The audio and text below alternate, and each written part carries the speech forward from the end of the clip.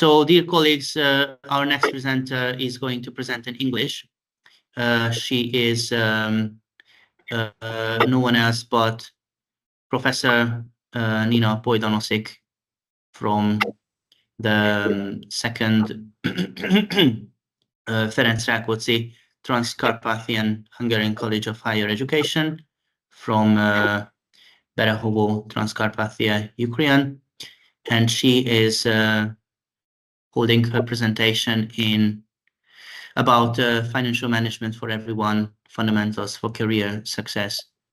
Hello, Professor, can you hear us? Yes, hello. Thank you for your floor. May I share my screen? Hopefully most students can understand English language, and I will try to be as more clear as possible. Actually, let me introduce myself firstly. I'm Professor Ніна РОЙДА-НОСИК, and I'm a Doctor of Science in Economics. I'm a professor, and I'm a professor at the Department of Accounting and Auditing, Ferenc Rákóczi Second Transcarpathian Hungarian College of Higher Education, Berehovo, Ukraine, as I was presented already, or Ferenc Rákóczi második Karpátai Magyarul Főiskola, Beregszaz. Sajnos nem tudom magyarul beszélni. That's why I am going to deliver my talk today in English.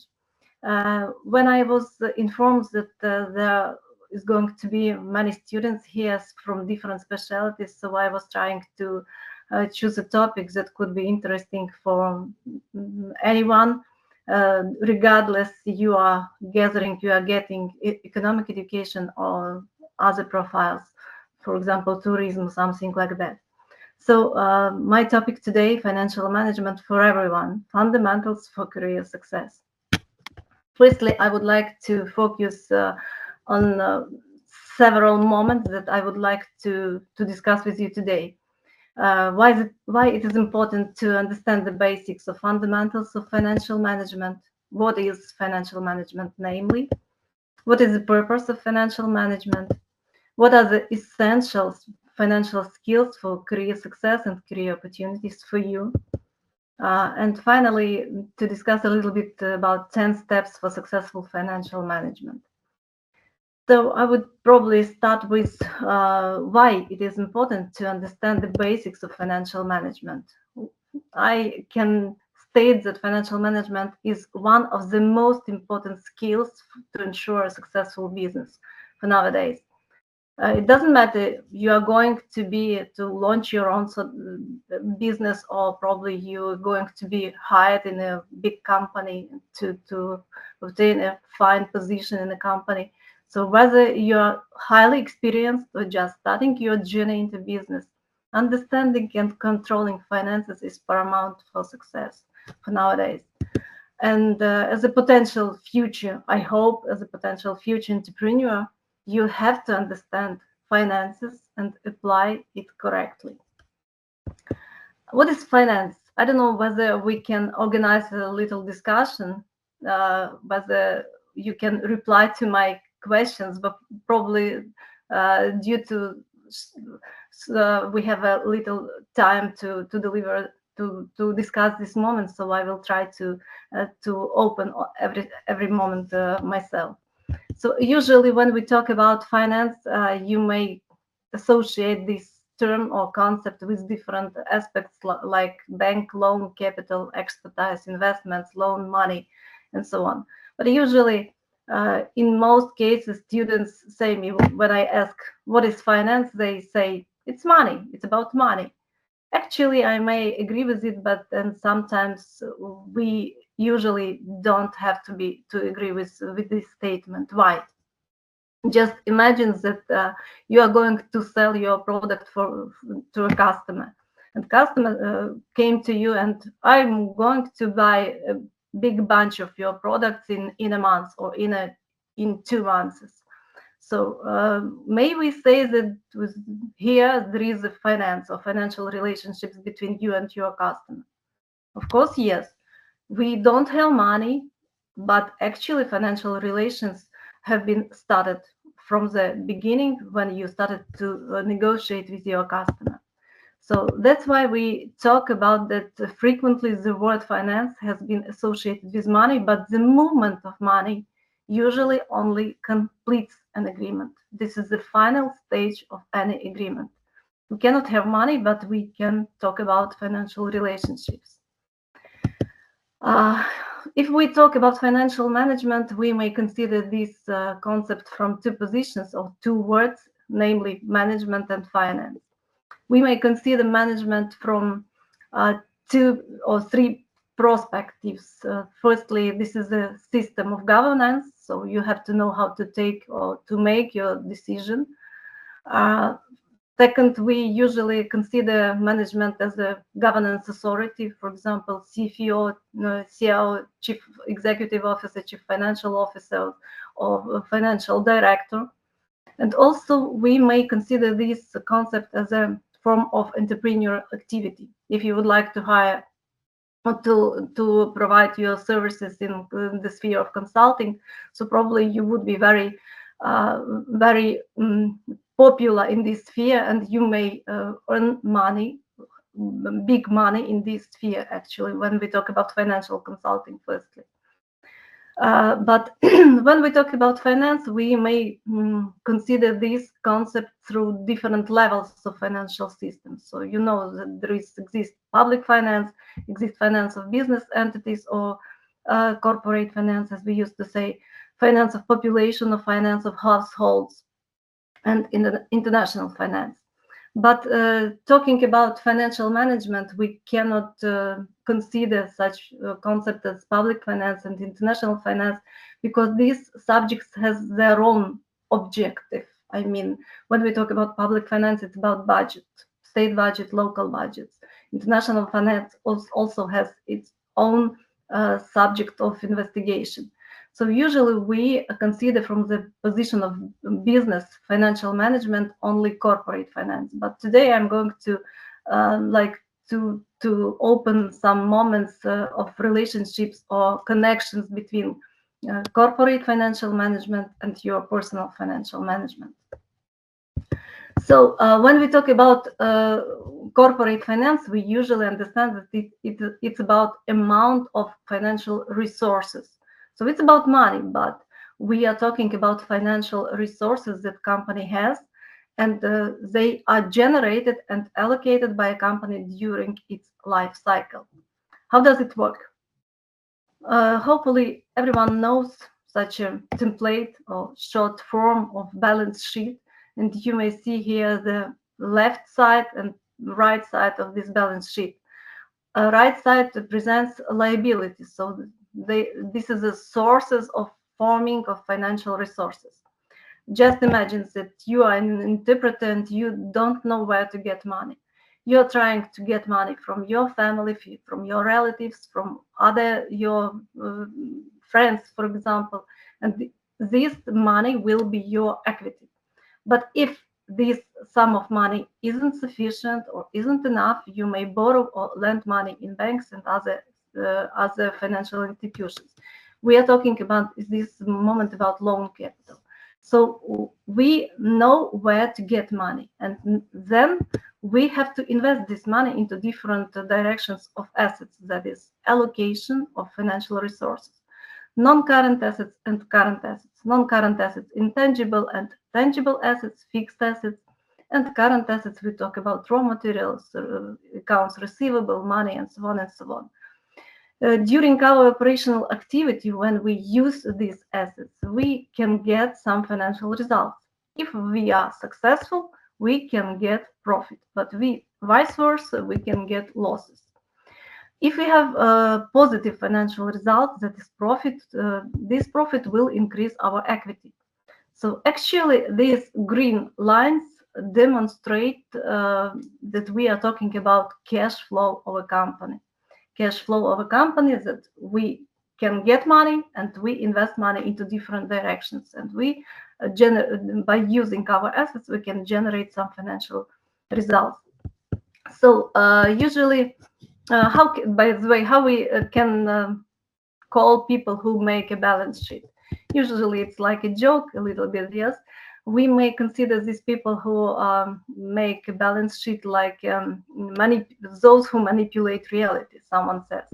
And someone can say that I am an accountant, not a novelist. So two different positions, but these jokes are from the real life, taken from real life. So what is financial management exactly? When we talk about financial management, we may divide this concept into parts. First, we are talking about the process of decision making. So we need to know how to develop and realize managerial decisions. Not like that, this picture. So there is no time for thinking. We have to make a management decision. It's incorrect, of course. But actually, you have to know, you have to be aware of principles and methods how to develop your decisions. And the second part of this concept includes exactly of what you are taking decision, regarding what. We are talking about objects, that is about accumulating, allocating, and use of financial resources and cash flows of a company. So financial resources, where we take money, and how we organize the process of movement of this money. That's about cash flows. Does everyone understand this? Okay, it's a little bit hard to organize a conversation here. So the next point that I would like to discuss with you, or to show you what is the main purpose of financial management. When we talk about how to manage, I usually ask our students, why do we need to manage our financial resources? What is the main aim? What is the main idea? Why do we need that? Usually, first thing that my students reply that we need to maximize our profit. Probably yes, but in the theory, we can define that, we can state that there are different approaches to define or to identify the main purpose of financial management. We started, of course, from profit maximization, but during a certain period of time, this purpose didn't became a true, because you can get profit, but if you invest this profit in consumption, you do not invest into development of a company, so probably 10 years maximum and you will go bankruptcy. So profit maximization cannot be the main purpose of financial management. Also, there was such an idea as minimizing transactional cost, revenue maximization, economic growth maximization, increased competitive advantages, value-added maximization, and so on and so on. But actually, for nowadays, we can state that business finance puts the main idea in wealth maximization theory. So we usually have to think about that. The main purpose of financial management is to ensure maximization of owners' welfare of the company in current and future periods. How can it be?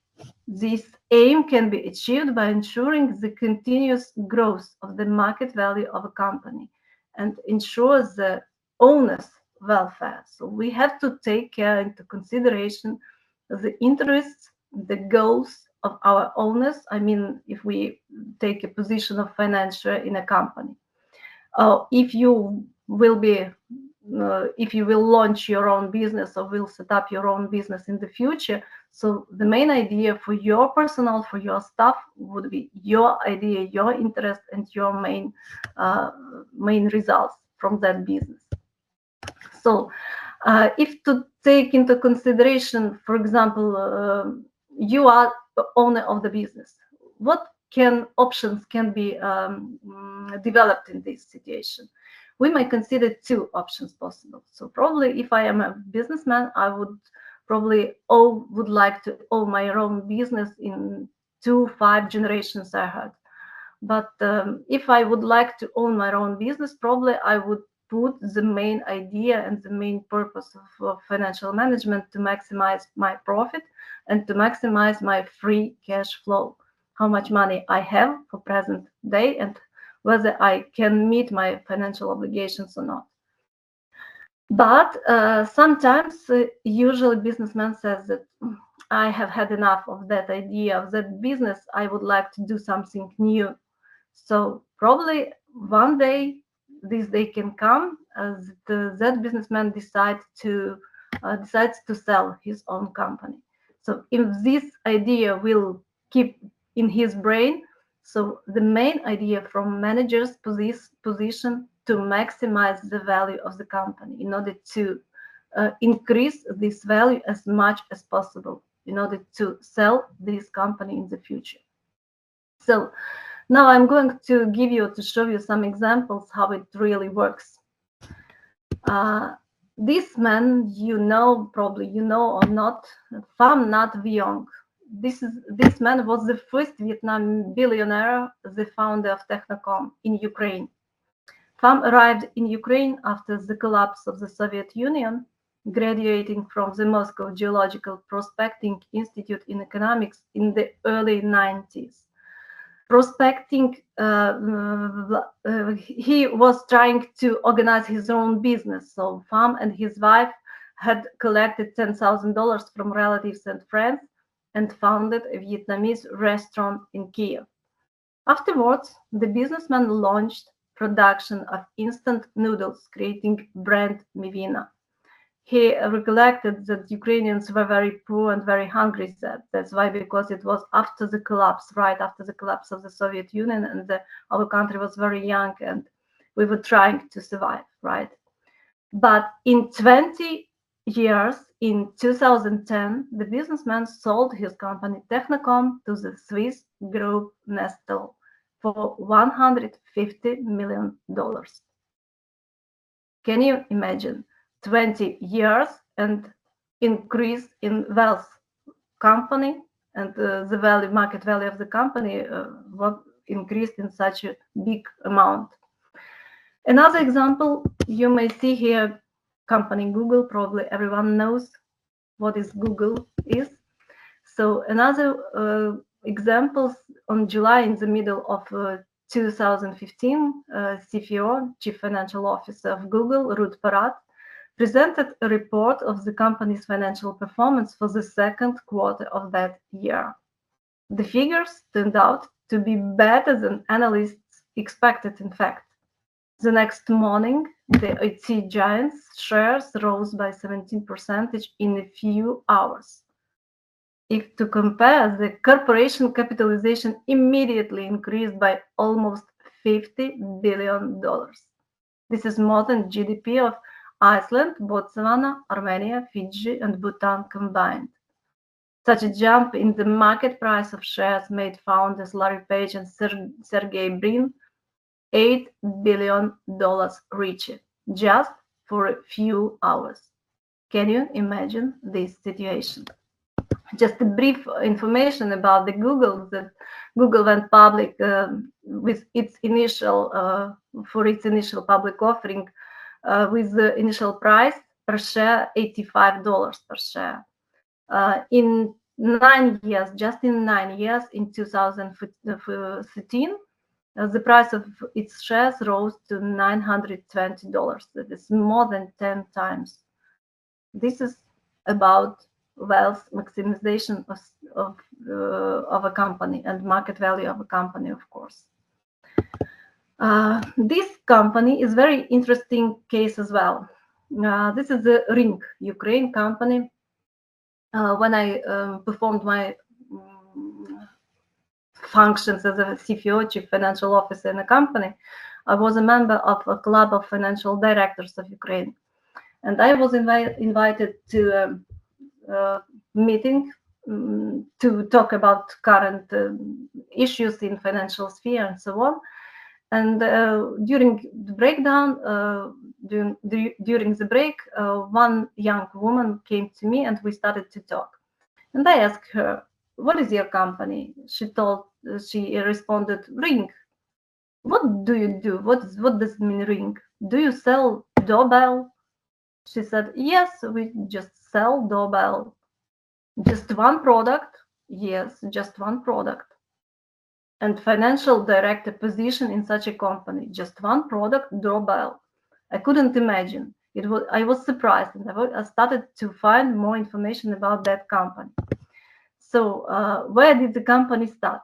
Like many interesting projects, it started in the founder's garage in Southern California in the United States. In 2011, the company's founder, Jamie Siminoff, gathered a small group of engineers to work on the idea.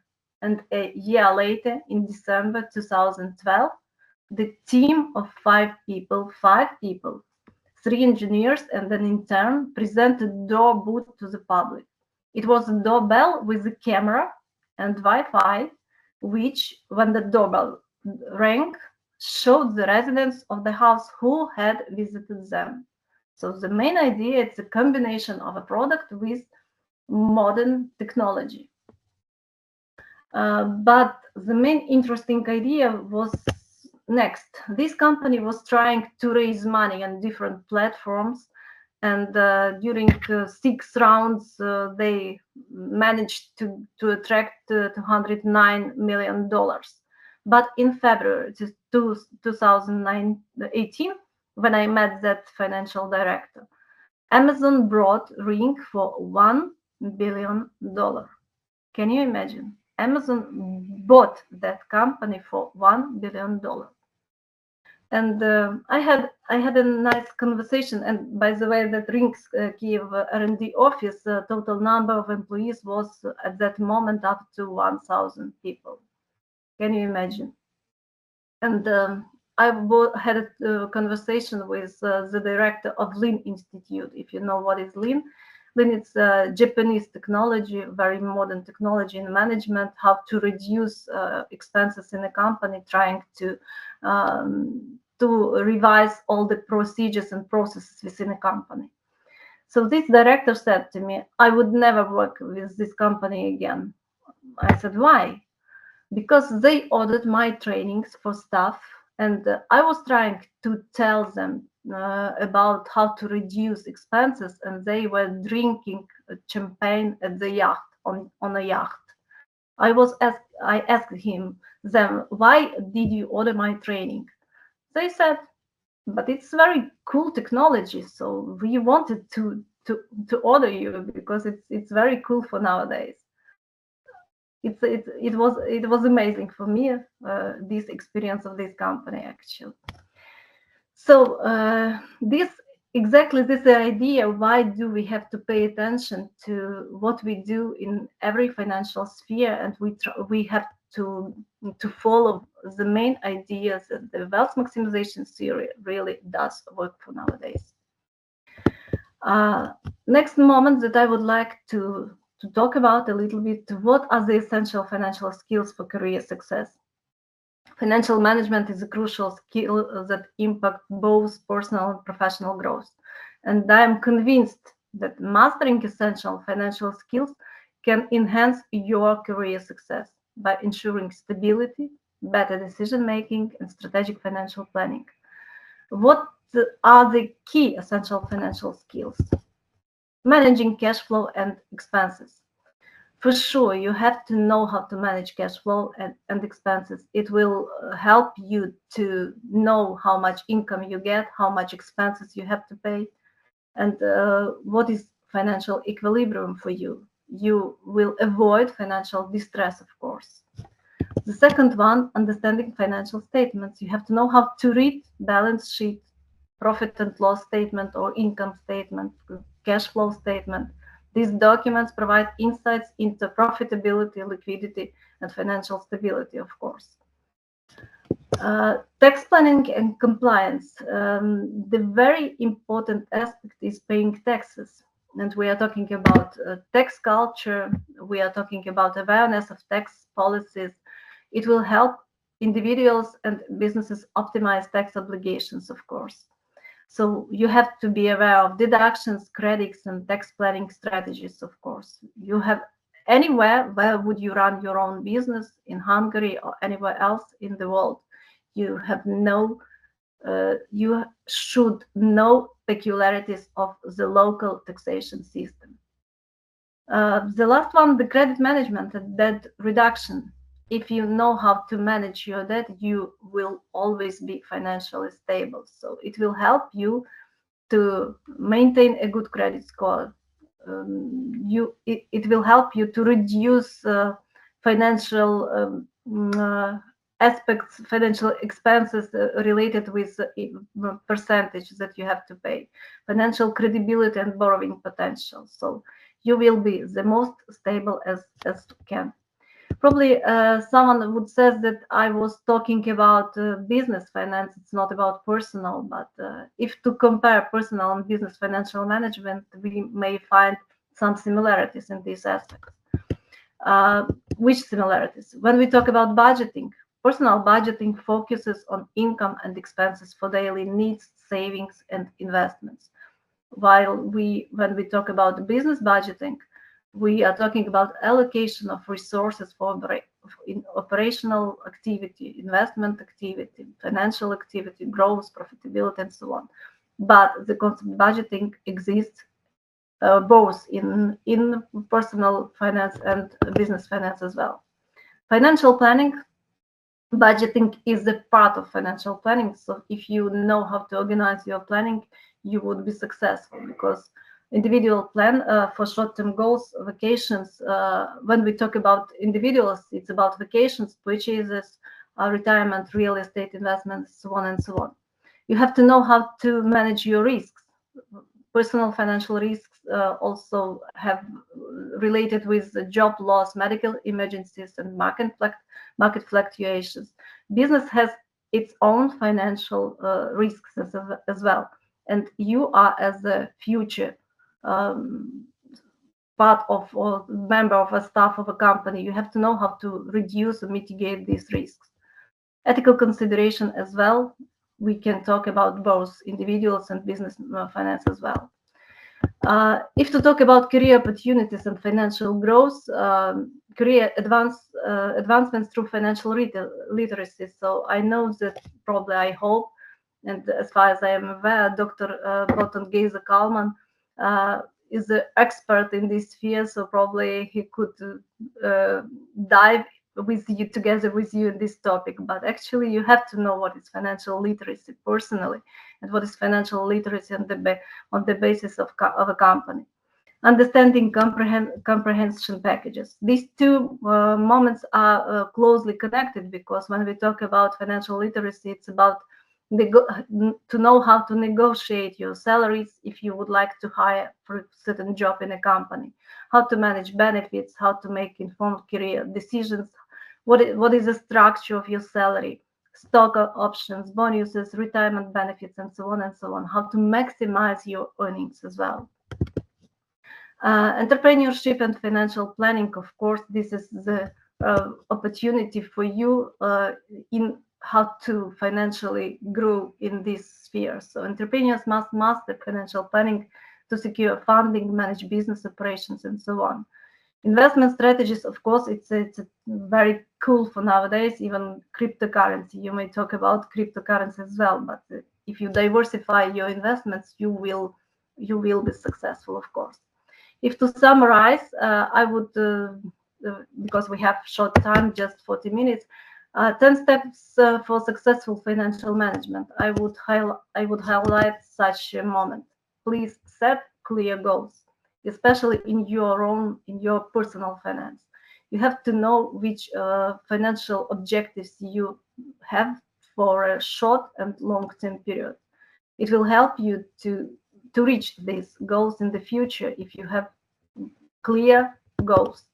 Next, you have to create your own budget, because you know how to allocate your resources, how to control your expenses, how to control your income, and it will help you to provide a clear overview of your financial position. Sure, monitor your cash flows. If you would monitor, if you take under control your cash flows, it will help you to meet financial obligations, and it will help you to identify potential cash shortages and surpluses in the future. You will be always with money. It's about money, of course. The next month, choose the appropriate funding. Usually, I give such a recommendation: try to to find cheap funding, right? We are trying to find the most cheap as we can, because it's about cost of capital, how much money we have to pay to those who gave us this capital. So as much expensive this capital, as much as long period of time you have to work in order to go through that break-even point. Manage debt wisely helps you to be financially stable, to have financial stability, and to avoid excessive interest cost and financial strain. So try to manage that wisely, of course. Diversify investments. As I mentioned already, if you will diversify your investments, it will help you to know how to earn more and how to save, how to avoid excessive risks in this sphere. Stay informed, of course. Today's financial landscape is very dynamic, so try to keep up with market trends, regulatory changes, and economic developments. They are very essential for making informed decisions. Embrace technology. You know that technology offers a wide range of solutions for better control of finances, but even someone says that artificial intelligence will replace some professions in the future. Try to be aware of all necessary technologies, especially digital technology, because they will help you to be over all these risks, to not to be hired or not to be successful. If you know how to use this technology, you will be at the top of the pyramid. Continuously evaluate performance, of course. This is the problem in the company usually, when you have goals but you don't know how to control performance of that goals and reaching that goals. We used to say about key performance indicators. There are a system of key performance indicators that can be set to different departments, to different staffs, to different personnel, and so on and so on. But if we are talking about ourselves, if you have your own goal, you have to understand how to which metrics you can use in order to assess or whether you are achieving this goal or not. So this is a very important moment. So you can adjust them accordingly to your personal goals. And the last one I would like to say is that always invest in education. This is the most profitable direction of investment, and you will be always successful. Thank you very much.